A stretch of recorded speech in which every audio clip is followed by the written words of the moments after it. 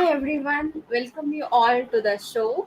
And today we are going to discuss with the special guest. She is from Dubai, and we'll go in depth. So before we start, I would like to talk about the podcast. So this podcast, Sell Like Her, is dedicated to inspire and empower women to pursue an excellent sales career by filling the gender gap to live to the fullest of her potential and to achieve financial independence. I'll be interviewing amazing successful women, sales leaders, CEOs from India and around the globe, where we discuss their sales journey, their challenges, their wins, and much more. So, this is about the podcast and about our guest. So, she is Leenna Jayachaandran. So, welcome, Leenna. Happy to have you here. Thank you. My pleasure. Absolute pleasure to be on your show. Thank Amazing. you. Yeah, so little bit about Leenna. She's a CEO and founder of TRANSDEFY, and she's sales consultant and transformation advisor, and she also a mentor of Girls Who Sell. So, welcome, Leenna, and the floor Thank is you. for you. Can I know about yourself in short? Okay, you've already summarized where I come from. Thank you. And it's always wonderful to have a conversation with you, Tiraga, and great opportunity to converse with your audience.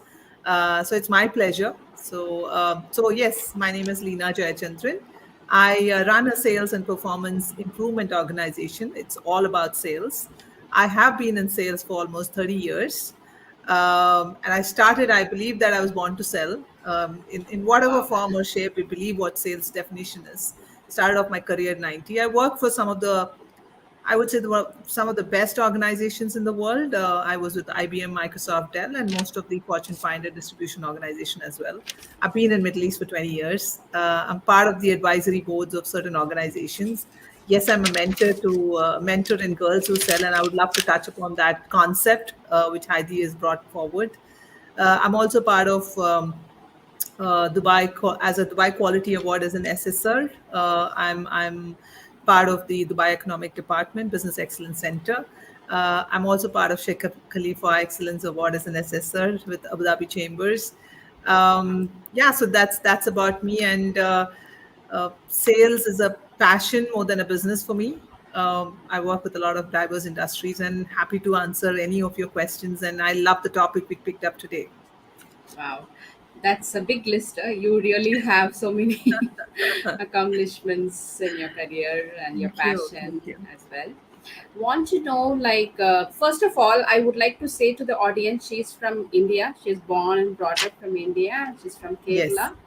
Yeah, Yes. and about early 30, she has moved to uh, Dubai, right? Dubai. Yes. Lena? Yes. Yeah. I'm a proud Indian. I'm born and raised there. I moved here because of I for my career actually, and yeah, I mean, so I've been here equally as much as I've been in India. Actually, yeah, Wow. that's the way I. Just a question, like, since you are Indian and you are in another country, Dubai, is there any challenge because you are an Indian, or how the way they treat? I think it works the other way around. Being Okay. an Indian is always a benefit across the world. We're highly respected, and we have a reasons for it.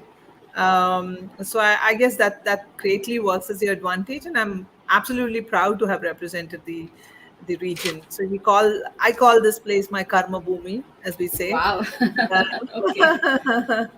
And my Good. Janma Bhumi is, of course, India. And I genuinely, I mean, it's not for the sake of saying I'm saying this is, and genuinely, like, there's a high amount of respect for our country and the people who represent the region. So this absolute, yeah, it's a great feeling.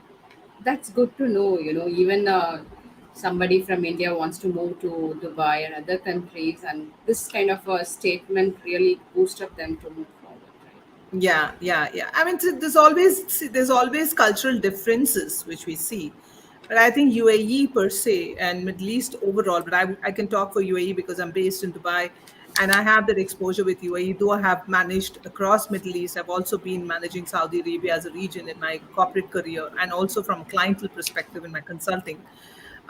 What I would see is that this is a region which has got 200 plus nationalities. This is a region who believed in having a happiness minister. This is a region who empowers women. If you look at their cabinet, Wow. this they are 80% are women. So there's a huge amount of encouragement. Of course, from the outside world, you see that probably it's culturally very, very, having certain, that's the myth, but it's extremely welcoming. It's extremely, and that talks about their progress, because of which their progress, if you see, it's always futuristic. You have the tallest Mm. building, you have the, Yeah. they brought snow into desert. I mean, this is the vision of the leader. So I guess, it's a very, very Cosmo region. It's extremely welcoming, and you always see progress. In every dip, they know how to get back.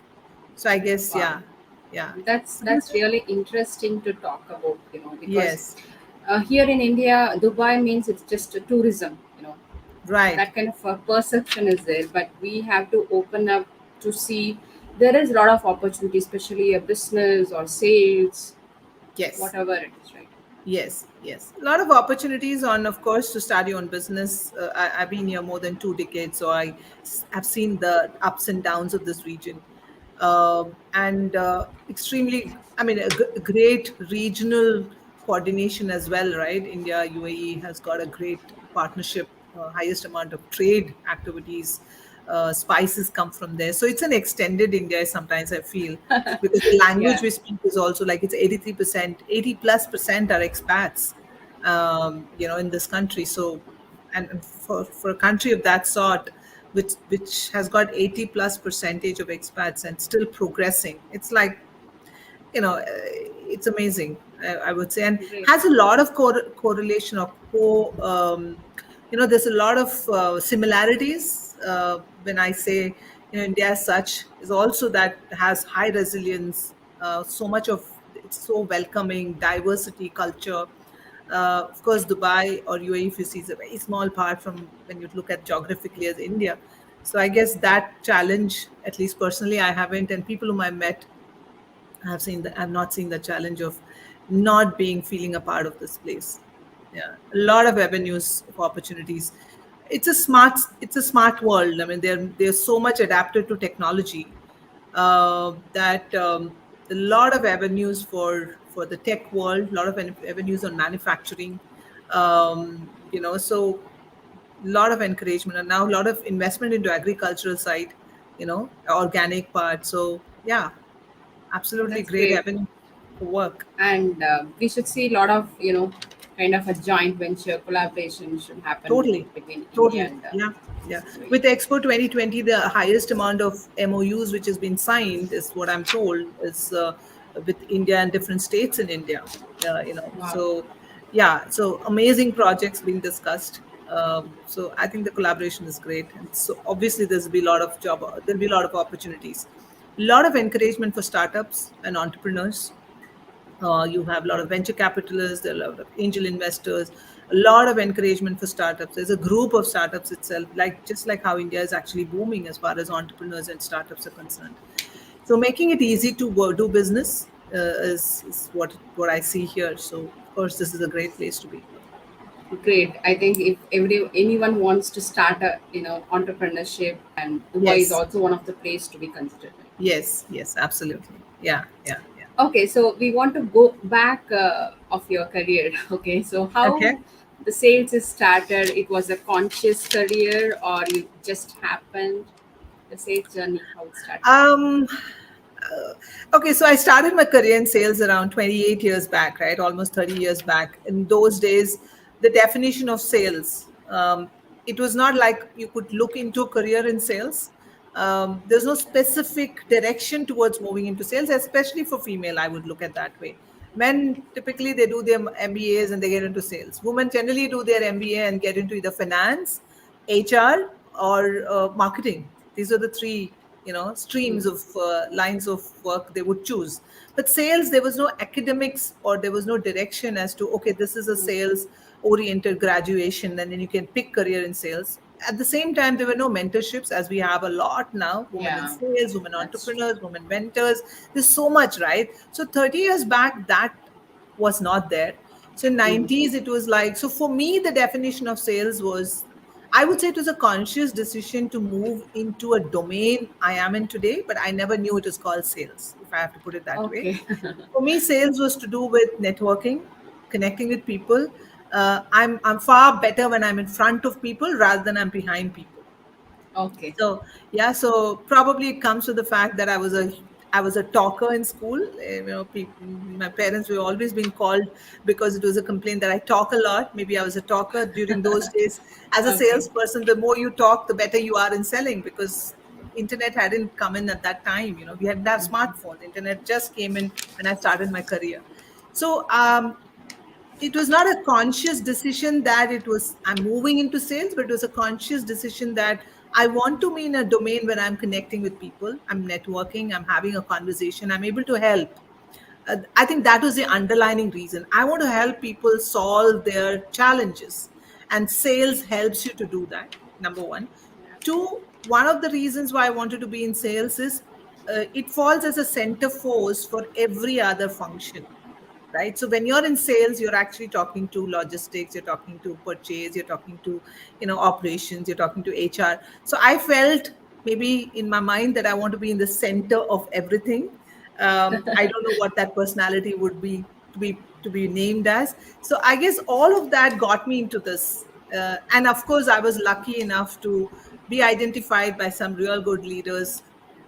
During that time, I started my career with one of the best brands. Reddington was one of the topmost organization in IT, and I happened to be in IT, if I can say that way. That was not a choice, but I just happened to be in IT. So I was lucky that I got into IT, and I just continued to be in the IT world. Yeah. So, yeah, I mean, it's like 30 years back, if I have to say. I know you're going back, long way Yeah. now. And was there any in the initial stage, like, was there any the challenges being a woman into sales you faced, and how you overcome those? Uh, I'll be honest, I can't define it as challenges from an organization perspective, but I realized that sales itself was quite challenging. Even today, it is even more challenging. I think it's more challenging now than it was then, because then what it was you need to know about your product, you need to know about what your organization does. It was not as much as knowing, and then you should have a great relationship. You should be network. These are the three key things you needed to be knowing to be in sales. So if you're a good relationship builder, then you're a good salesperson. That's how it was defined as. Today it's even more challenging, wherein customers know more than you. Yeah. So if I have to go back 30 years back, and then I have to think about, was it challenging to be in that domain? I wouldn't say it was not that challenging. Was it challenging to deal with people within the organization? It's a yes or a no, because everybody was trying to find their, foot around um, how to deal with female salespeople. It's kind of it was quite a sensitive situation, because not many people would have seen women in sales. Someone who's going into customer, and I was in distribution sales, so I'm going and meeting the resellers, the partners, talking to them about, I remember the time when I used to put the stocks into my, I had a scooty, and I used to carry stuff in my bag, and I used to take and go to the partner, and it was like it's a natural thing today if you look at it. So that was sales. Sometimes the client wants something urgently, you want to go and make sure that you're there. So the thought that I want to make sure that I'm there when they need me was constantly driving me towards that. Today I realize, about 20, I think 20, 10, 15 years back, the definition which says that you got to solve your customer's problem. I think I thought about it then, but I never knew that it was that it's Great. about solving your customer's problem. So genuinely, so I wouldn't say that I had challenges getting in there and growing in there. Maybe I was lucky, but I do see a lot of people during my time who had gone through those challenges because they were not very aware that how to manage this animal called sales. You know, how can I come home late? How can I go and have a networking event? How do I position myself in front of a male counterpart or front of a male, Yeah. distribution partner? So they had their own inhibitions, but so I think it's a very good point you came up with. I think it's also to do with your empowerment from home. Like my Mm-hmm. parents actually, and my family, my brother, my parents actually brought me up as the tough person. Not, I wouldn't want to say that brought me up as a boy, because you're trying to stereotype that men are tough and women are soft. I don't want to stereotype that. But they believed, they empowered me. They made sure, I mean, they never stopped me. So I think there is where a lot of things change as well. And that's giving them the direction that it's okay. Any profession is a great profession as long as you can do it. So confidence started building there.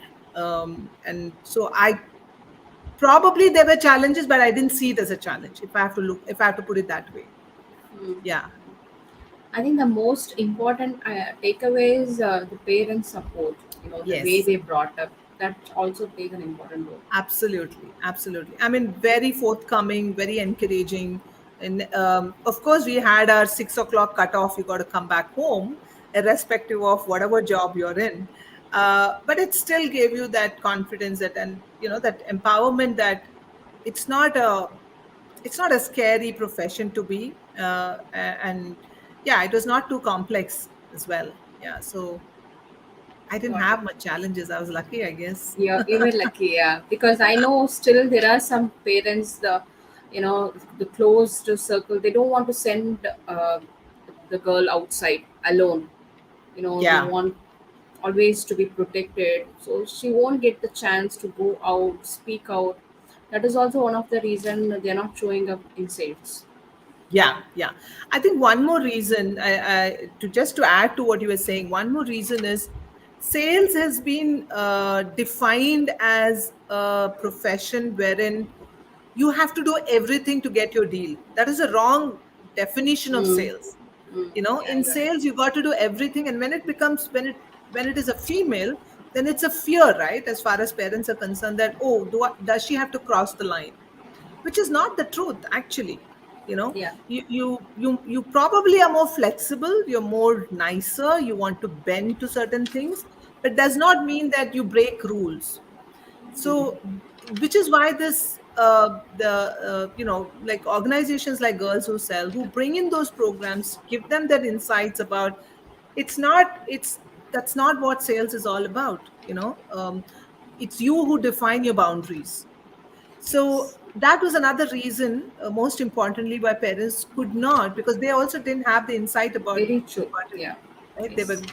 mostly government employees, has a 9 to 5 job in our time, my parents. So it's a fear factor. But again, I was lucky from the home front as well, that they kind of let me go and believe in building my passion and my world. So I guess that's what is my success, if I have to look at it. And let's talk about TRANSDEFY. What is this about? Okay. So TRANSDEFY came out of the pure passion about building sales as an organization.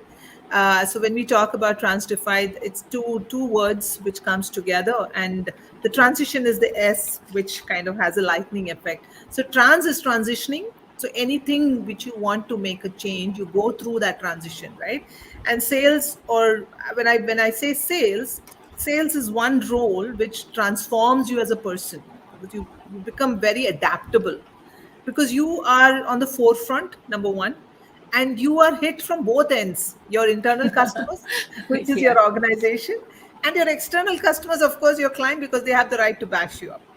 That's So true. so that so trans is transitioning. So you got to we help people move through that trans. So when you're transitioning from a certain position to something else, then you challenge yourself. You don't challenge yourself, that is defy. So challenging your transition is called transdefy. So when you challenge yourself, you become a better version of yourself.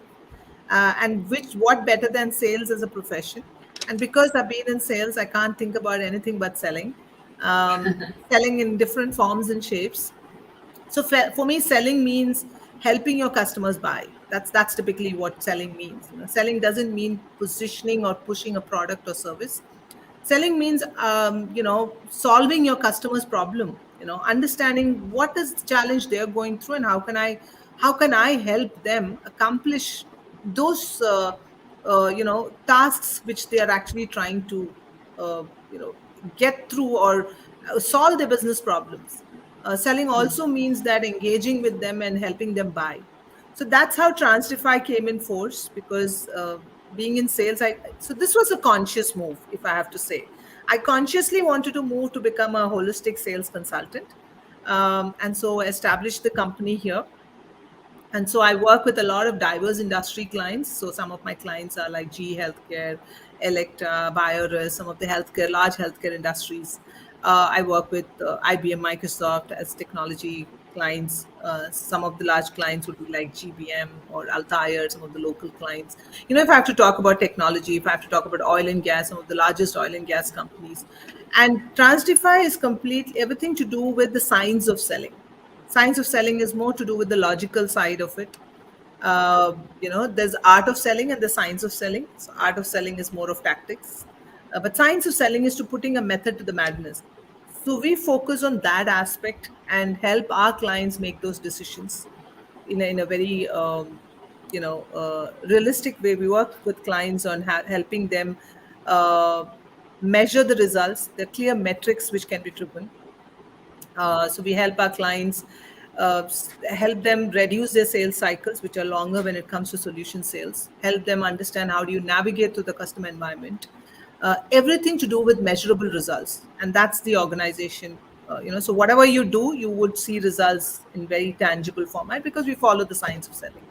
So that's typically what Transdefy is. Work with a lot of consultants. We collaborate in certain domains, and yeah, that's what Beautiful. Science of selling something, it's is new. interesting to learn and to implement. For, Right. now we are going in fast and speed results everyone wanted. Yes, yes. So it's basically to do with, because it's become the world has shrunk, right? You can no more say that, oh, I'm in this market and I know how to sell in this market, and these are my industry customers, and this is what I'm going to do. But today your customers are spread across worldwide. Your avenues are opened up. Your opportunities are larger. So if you have to grow and scale, you need to have a framework through which you're working. So it's like I learned a particular form of art in a certain country. Suppose I learned Bharatnatyam in India, okay, because that's where it originates.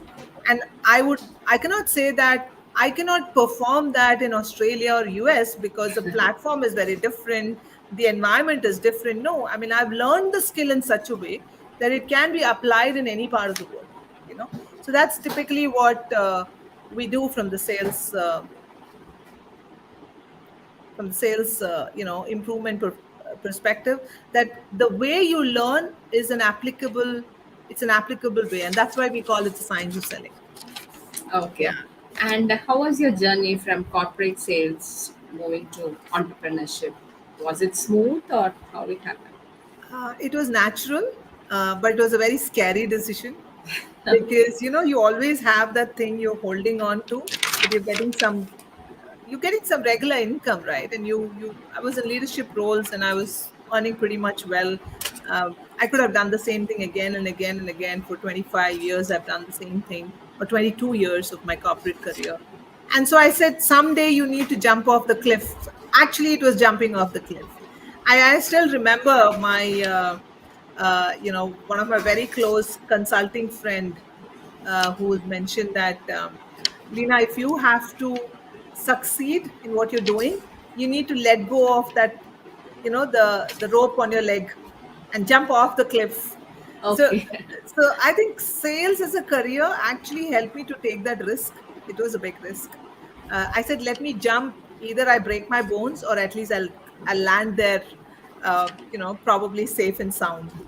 So put on your parachutes and jump. I'm sure the parachutes will open because you're sure about why you're jumping and what you want to do. So that transition was a little challenging, because I think one of the learnings I have is that entrepreneurship is all about having courage. And I heard this from one of the leading, leaders here, and it really caught my attention that entrepreneurship is all about courage. The courage to hold on, the courage to stick on to what your passion and your dream is and to make it happen. And that doesn't happen quickly. It takes its own journey. It has its own transition. It has its own challenges. It has its own lows and highs. uh, so so because I looked up to my mentors, I early on looked up to having business coaches, business mentors who can help me understand that it's not a one day thing. You got to stick on to it at least 3 to 4 to 5 years to really Mhm. understand, is this where you want to go? And there are no Yes. failures in life, right? They're only quitters. That's what they say. So I said, let me hold on. Let me do what I'm doing best, what I can do best in my life. And it's been after 2 years now. I think at the first initial 3 4 years was challenging, but now I can see the silver line, and I feel it's the best decision I've done. So, yeah, yeah, again, a lot of male counterparts, a lot of women counterparts who came forth and you know uh, consciously supported you with their expertise, with their insights. And one most important thing, right, Tilaga, it's something for to the audience I wanted to share, is that you got to look for them and ask for help. You don't shy Mm. away from it, because you are as much as what you are, a culmination of that 40, 50 years of your experience, right? But out there are another 50 years and 100 years and 30 years and 60 years of Yes. experience. Pick that, take advantage of that, talk to them, understand what's been their successes and what has been their failures. You don't have to fail to learn. You can always learn from others' failures, right? So I think, so I think that's something which helped me. And yeah. I got it. See, even I put in my book, okay, I remember, like, if you want to take a water from the tap, you have to bend down and take water, right? Yeah, You can't it's be very up important. and the water will not Right. come. So Yes. same way, if you want something, you have to bend down and ask. There are many Right. people wants to help you, but Yeah, it's absolutely. who you stopping you to come out and ask for it. Totally. I totally agree. There are people ready to help. I get a lot of them reaching out to me saying, hey, I needed some direction. Would you be able to spend half an hour, 1 hour? What's your insights? And I'm more than happy, because everybody has gone through this journey as entrepreneurs at some point in time, That's and they true. know. And people who are not ready to help, it's fine. You just asked. At least you asked. So Yeah, I guess that's that's true. that's very important. That ask It for that help, and look for the right people to ask that expert advice. And Yeah. since you are our first guest from Middle East, so I want to ask kind of a statistics or some rough idea like how the ratio of women in sales in Dubai or Middle East. So I could probably give a global overview and then come to Middle East. I don't have Okay. the actual statistics, but from whatever I understood from my little knowledge on the research numbers, what I see is globally, of course, the number of women in sales in different roles are about 25, 27 to 30% versus men. Even now, it's the same. And Middle East is no different. It'll be far lesser. Not reason no, It's not because of the region, it's because of the avenues of opportunity. So there are very specific industries which sorry, very specific verticals which play a role here, right? So technology plays a big role. So it's not as wide as probably the global organizations would have. There would be probably satellite offices here. Sometimes there'll be a regional office which is in Middle East or based in Dubai, and you may not have hundreds of people. You might have 10 or 15 people. So in that, the number of women in sales may not be as much. You might have one or none. I Mhm. remember one of the largest organizations here. I wouldn't name because of confidentiality. There was not a single woman in sales. I did a session for them, and there was not a single woman in sales. And number of people who I spoke to was about 50 plus salespeople in Okay. leadership, mid-level. So there are such organizations as well. So the percentage, if you see in specifically women in sales, is far lesser than the global percentage. One, because of the design of the region, maybe, and the avenues and opportunities. Two, because by nature itself, and also one of the reasons what I see in my experience has been because this is a region which is not a uh, you're not a permanent resident here, right? Unlike any other region in the world. So it's more of a bouncing board, where everybody knows that someday you have to exit. And now that someday can be 50 years or 100 years. It could be a second generation who's exiting, but whatever come way, you're not permanent here. That thought is there in the mind all the while. So, they don't want to probably take the risk of moving into sales, because sales is looked as a hire and fire kind of a thing, because you are always in the forefront, right? So when you're in the forefront, the fear is, what if I don't do my numbers the next month? I don't have a job. And then as women specifically, you're juggling between so many things: children, school, partner, um, regional changes, you're moving from a different country to this country.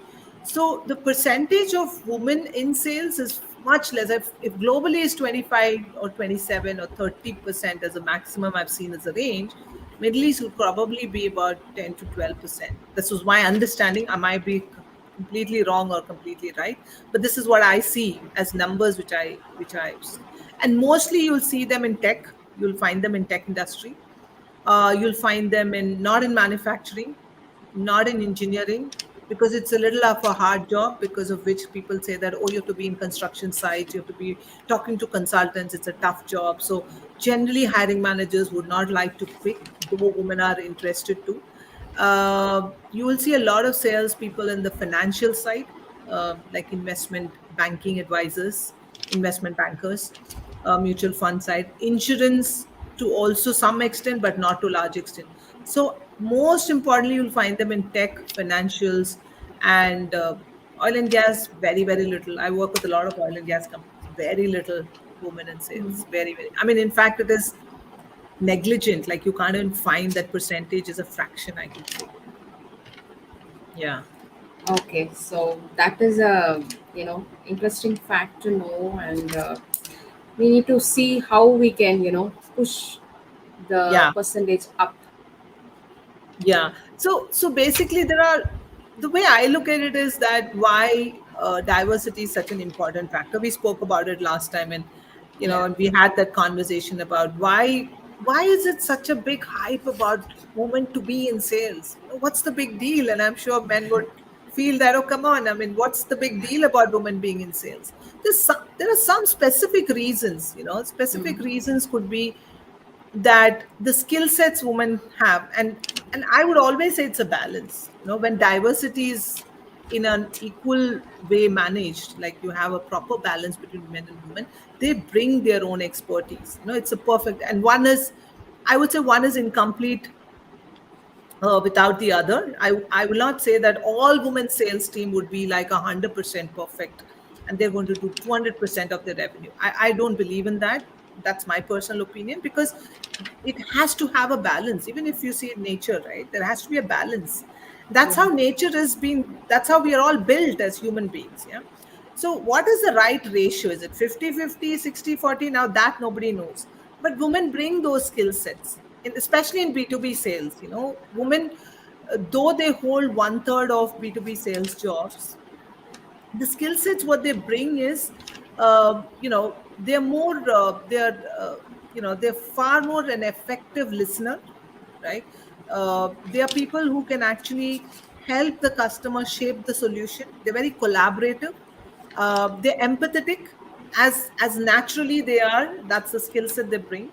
So in today's time, it becomes even more relevant to have Yes. women in sales, because customers or your buying organization is going through a lot of decision anxiety. There's too much of information overload coming in. And if you're not an effective listener, if you're not able to empathize with their solution, with their situation, I'm not saying men are not empathetic. The ratio, or I would say the intensity or the skills naturally which women have are these, which is what is identified. That's what research also says. They're far more empathetic. They wait and listen. They don't rush into a conversation, though they are a big conversationalist, but they don't rush into a conversation when the customer talks. So these are natural skills which comes in, which makes it like the percentage I quoted, that 80% of women did their quota versus only 72% of men who did their quota. One of the differentiators was this. This is what the customers are saying. They say that they're more comfortable talking to women when they're talking about solution, because they're listening to me. Customers want you to listen to them. So those natural skills actually makes it more important for them to, you know, for us to encourage women in sales. There's a interesting statistics I was reading in Forbes. Mm-hmm. 74% of customers are more likely to buy if they feel they've been heard. Wow. 74%. That's a big number, right? So Really?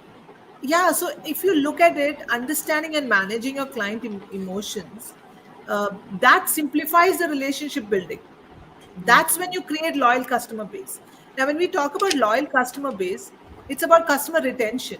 And COVID actually taught us that the more customers you're able to retain, the better you had chances of building your business, because all of those sales organization who could do better during COVID were those who could go back to their customers whom they had retained, 64% of them. So now this is where it becomes even more, relevant and important, that why not have the diversity blend and bring more women in sales and more women in leadership as such, because Yeah. so that is why it becomes relevant, not because men are not good at any of those skills, but men have different skills. The people who like to close deals faster, rush through a conversation to make sure that they're able to, you know, commit a lot of things which they definitely deliver. So they have a different skill. But today's time, the skills required are different, a little more different. So that's why it becomes more relevant. If I'm making sense. Yes, yes, it makes sense. And the other day, we talked about, according to National Survey of Drug Use and Health Sales, sales is the 11th top profession for depression and mental illness. Yeah, yeah. Can you Interesting, share right? something on it? Yeah. Yeah. So this is very less talked about. Like mental health is definitely talked about, in every forum, because that's become one of the most important topics for organizations as well, because they are seeing a lot of drop in the high stress levels, high anxiety levels. So there's a lot of people who are going into certain ailments from an overall mental health perspective. And COVID actually, the numbers actually shot up, uh, especially in the, I would say, in the younger generation now, because their social connectivity is reduced. Now this is to do with men and women, of course, because they're all the time within their gadgets. They, emotionally to connect is reduced. How do I connect with Yes. emotionally with human beings? We're so much aligned to digital that emotional connect. So how do I teach also my children to emotionally connect, because they're not even connecting with people? You can't teach these things, right? So that is it. So when it comes to sales, it is not talked about much, Yes. because people feel, oh, sales is a profession, we are just having a conversation. I mean, what's the big deal? You have to just talk about certain things and sell your product. The rest is more difficult. Operations is difficult, managing finance is difficult. But like I said, sales is a center force, right? So the mental health percentage is far more in sales professionals, is what statistics say. And that was the number which I was talking about the NSD, which is the National Survey of Drug Use and Health. Sales is the 11th top profession for depression and mental illness. And in the recent survey by PayScale, there's a 73% of respondents, they rated the sales account manager role. So there are certain roles which is creating more high stress as highly stressful. They say that that's the second or second in ranking in their full list of stressful careers, sales account Mm. manager roles. And so this is alarming. People, Yes. they sales reps who experience this high level of stress, they tend to be less involved. And what happens when you have this situation is because then you're less involved in your work. And if sales is your center force in the organization to bring revenue, imagine the productivity reducing of your salespeople, less involvement of your salespeople, too much ambiguity, too much of confusion, high health stress, anxiety. Immediately, it will, of course, impact your, everything in the organization, right? So, so I would say that the question would come back, and I have had people coming back and say, so what, you chose that profession? It is a stressful profession and you chose that profession. Agreed, but you cannot ignore the mental health problem. And which Yes. is what I was going through some of the, some of the statistics, and which is what I was sharing with you. I didn't know that. Maybe, like I said, I was lucky that I didn't go through that stress and mental illness.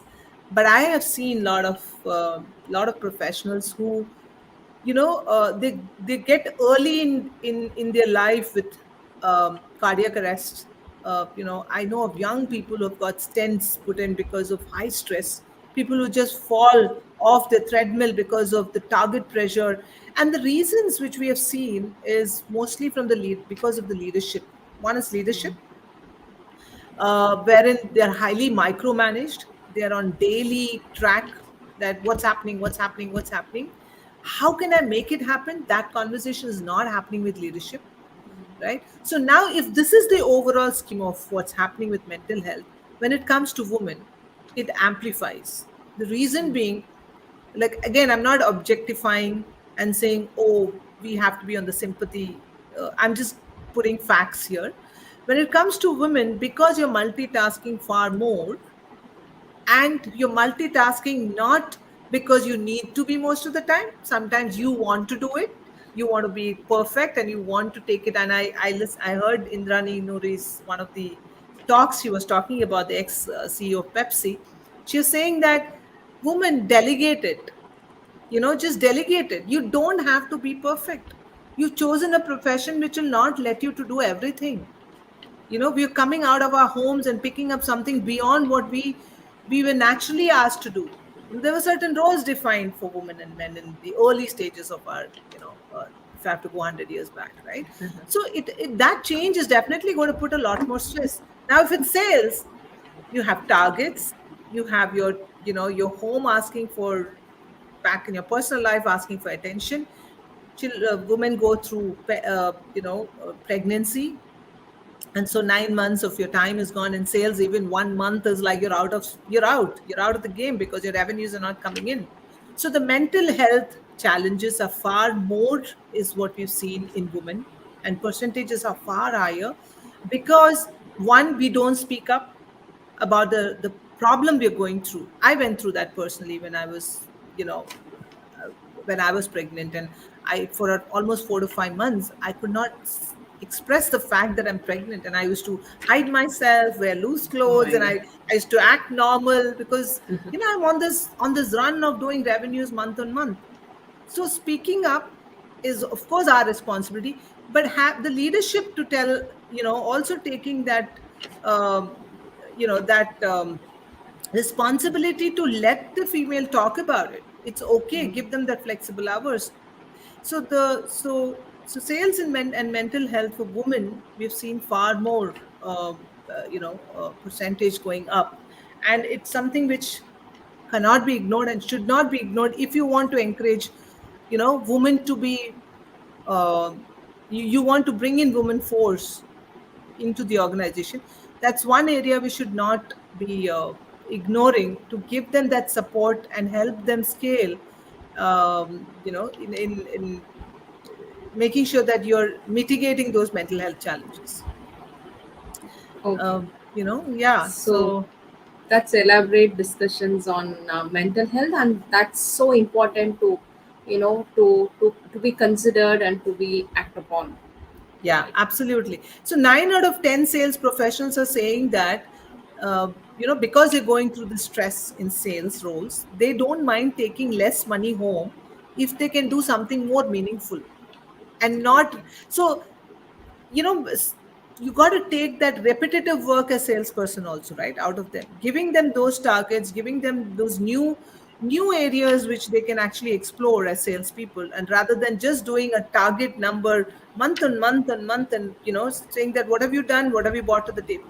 Give them more avenues to grow as individuals, invest in them, which is where we always say sales enablement. Just because he's a salesperson, he naturally will not be able to sell. You need to empower him. You need to enable him with new skills, new methodologies, new trainings, refresh continuously. So those things, if you, so imagine, like, they're saying that if I can get lesser salary, I'm okay, but I want to do more meaningful work. So sales as a profession is also not looked as a meaningful if it's becoming repetitive. This is Got it. where again the mental health challenges are going up. Agree. Agree. So yeah, so I think um important to give a lot of focus on that. Um, and to pick those roles, like I said, account management roles, BD roles, these are the roles typically they feel that has got high pressures. And also there is a cycle. What I've seen is, in your early parts of your career you're under high stress because you want to prove yourself. That's your first 2 to 5 years. After 2 to 5 years, your mid 5 to 10 years, it goes slow because you're like, okay, I've done it. I'm taking it easy. I know how to manage. Now, as you move towards your 10th year of experience and you're moving towards your leadership role because people get promoted, again, your stress level goes up because you're managing those salespeople who are going through pressure. That's a different kind of stress. So, in different types, stages of your sales career, the mental health status is different at different levels. So it has to be addressed depending upon what kind of stress you're going through. From a leadership side is what I see. Yeah, thanks for sharing. It's a valuable input on mental health. We are almost into our show today, Yeah. and a few questions is I believe the routines, the daily routines, also helps in better sales. What is your typical daily routines, which is helping in sales for you?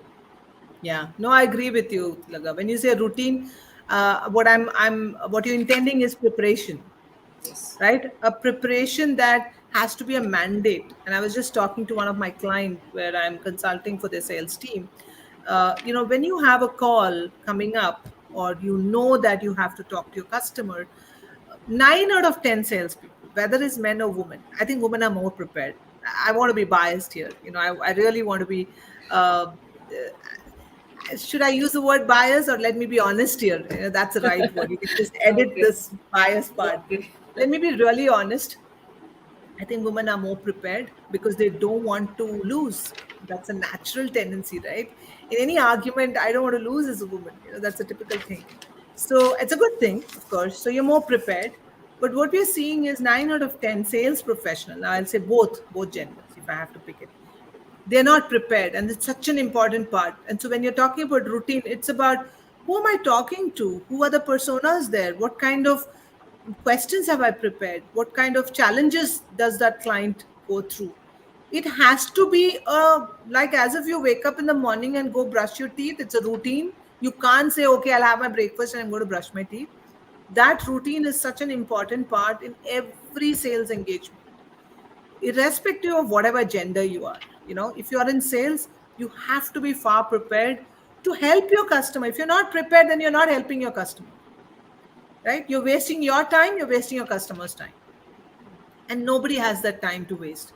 In fact, your customers are even more stringent about giving time in today's time because they're so well informed with the digital,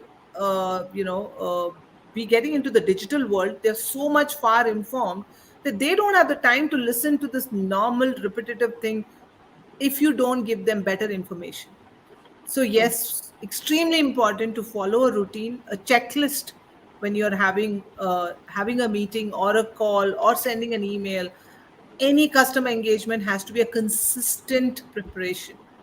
How many ever years you're in sales, even if you're 40 years in sales or 10 years in sales or you're entry level in sales, you have to. Subiksha just sent a message. Hi, Lena. This show is awesome. Thank you. Thank you, Subiksha. Amazing. I hope I've shared some little of my knowledge to the audiences. I would love to Lena, share more. the last question is, look, what is the secret of your success so far? Okay, I like that. secret, the secret of anybody's success is they themselves. I would say that you define your path, you choose your destiny, you create your destiny. Rather, I would say that, and be very persistent. I'm extremely persistent. I'm very happy every day I wake up doing what I want to do. I love what I'm doing. So pick that what you love to do and put in your best. Take help. These are my secret to success. I don't shy away to ask for relevant help that can make myself better. One most important thing, and very dear friend of mine has told me, is a dear friend of mine and he's a client as well, has told me that always surround yourself with people who are much better than you, because that itself takes you up. And I think I heard this by Warren Buffett's speech also, that be with people who's 5 times better than you, because then you're amplifying your own understanding of things and you learn more. Never shy to be with people, or talk to people, or be surrounded with people is who are better than you. So that's I think one of my biggest success factors is this. If you have to define success from where I was to where I am, success is very relative word, right? I'm Yeah. seeing some question coming up. The organization is empowering salesperson with new skill. Is that the case? How we can succeed? Again, I think Subiksha is asking this. Good question. Sales people have to be empowered. You have to invest in your salespeople. Otherwise, it's like I've got the best seed and I've sowed it, but I'm not watering it. I'm not putting minerals. I'm not putting manure, because it's the best seed. It has to grow by itself. It doesn't work like that, right? Even nature doesn't do that. So why are we being so unfair to those whom we hire in the organization? So if salespeople are being empowered with new skills and methodology, definitely they kind of become better. Of course, I think that's one way of succeeding. But don't wait for organizations to invest in you. This is what I always say. Invest in Yes. your own self. Go out there, look out for information, talk to people, connect with people, ask silly questions. It's fine. But you got to invest in yourself and keep building yourself, because you are your own responsibility. Nobody else's, you're not anybody else's responsibility. That's the way I look at it. I hope Sudiksha must have got her answer well. Yeah. So that's all, Lena. I'm Thank you. sure like audience enjoyed having you listening from your Thank you. Thank you insights, so and much. it's Thank an you for honor. having me on board. And it was lovely talking to you, Tilaga. Good luck to you. You're doing a great job. Thank you. Thanks. Bye. See Bye you. bye. Bye.